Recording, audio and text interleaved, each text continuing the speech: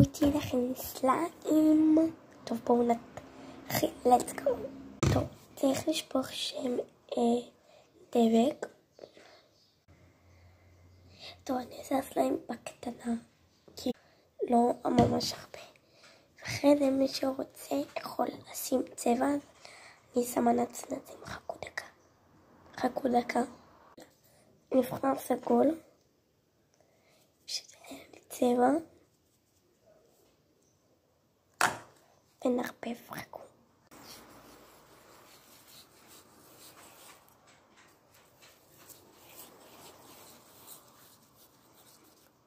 אני ארבב ויחזור אליכם. טוב, הרבבתי. עכשיו אני אוסיף קצב קילוח. לא חייב.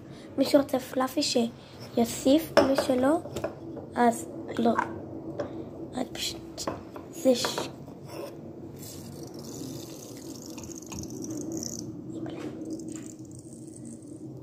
אתם יודעים שאני עושה בשבילכם, כי אני לא אוהבת סליים.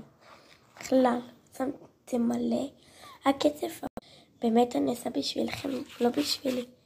לא אוהבת סליים. אמרתי, אם תרצו להכין, מתכון כך.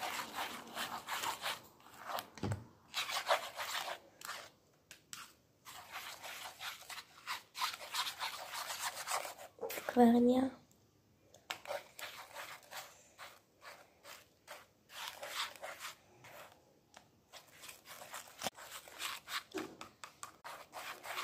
מערבבת טוב, מי שרוצה יכול להוסיף עוד קצת. אני אוסיף בצבע פטל. יואו, זה קשה עם יד אחת. מה זה, אין לי כמעט נצנצים. ונרבב. עכשיו יצא לי סגול אדום כזה. אני אצלם לכם היום שאני מכינה מופלטות.